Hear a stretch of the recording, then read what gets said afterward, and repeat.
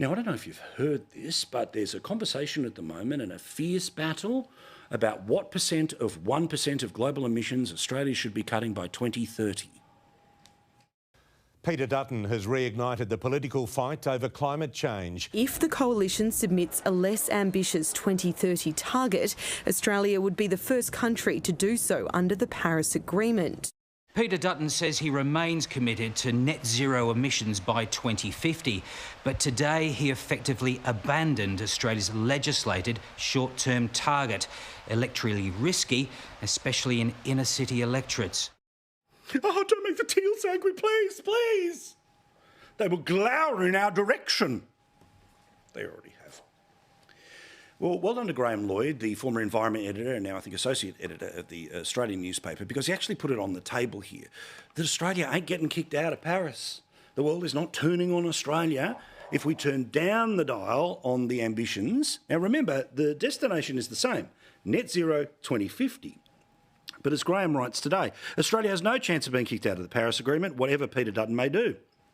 The biggest stick the UN armoury would have, which is to deny Albanese his chance to host a climate conference should he be re-elected in 2026. But of course it wouldn't matter because Albanese would be re-elected. Peer pressure, put simply, is the only tool at the UN's disposal. Now, a little warning to lefties though. Now, they think that the politics on climate change has changed so dramatically that what failed in 2019, that was wrapped up in lies in 2022 with $275 off your power bills and 500,000 new jobs, that now that they're in government, and because of the Teals and the Greens, they'll stay there forever, the expectation now is that they're going to go even harder by 2035. As Shari Markson reported in her program an hour ago, that process could be anywhere between 65 and 75% emissions reduction targets by 2035. So the idea that we would eventually get to 100% and effectively be therefore net zero in 2050, but we keep turning the dial up as fast as possible so that we get the bulk of the work out of the way before we get to 2050. Now, of course, this is all great for the people who don't rely on paying for power or running a business or all of the obvious things that have to change as a result. But all of those people are the ones already sitting in the lobby groups that are getting government money to help to achieve the power side of that equation, or they're the politicians who, of course, just keep getting pay rises, including the biggest in a decade that they got just last year. So their assumption is the horse has bolted. There is nothing to be seen here. But Peter Dutton clearly believes that there is a political angle here that perhaps while the destination remains the same, the journey is one that could be negotiated.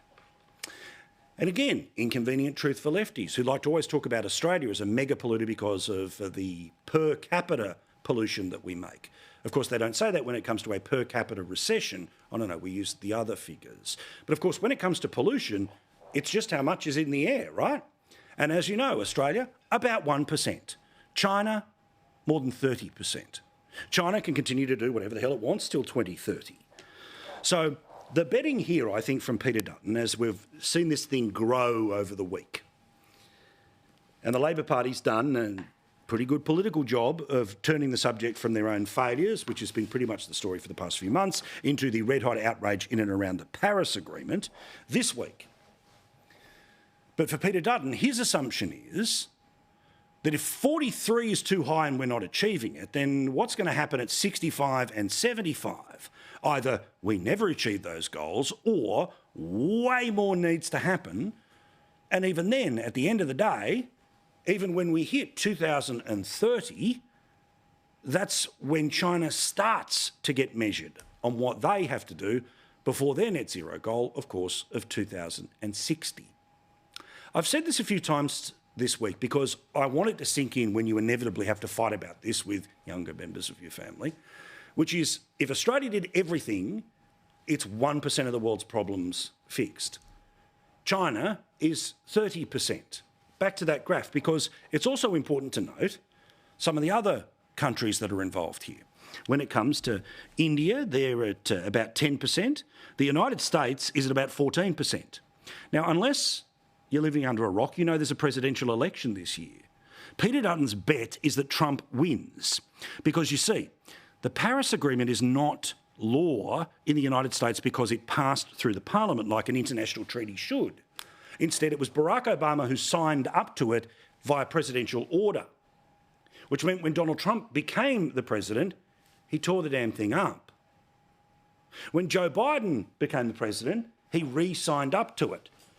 So the likelihood is, if Trump wins, he tears it up in January of 2025, meaning that the election we'd be having in 2025 would be one where the country that's producing, 20-something percent, or sorry, I should say 15%, my eyes are terrible tonight, 15% of the world's emissions would be in the same box as the one that's producing the best part of 30. So 45% of the world would not be playing by any rules before 2030. So what might seem as an automatic political loser today, if Trump wins, could become a more competitive position by the election, should it be held in January of next year. For his part, here's Peter Dutton today. We saw the Prime Minister at his very angry state that he was in, telling people that he couldn't really explain what a 65 to 75% target looks like. In February of next year, the government's going to have to sign up to a new target by 2035. Now, what does it mean for families who are struggling at the moment, where Anthony Albanese promised at the last election that there would be a $275 decrease in your power bill? Instead, there's been a $1,000 increase in your power bill, but how much higher will your electricity prices go under this Prime Minister?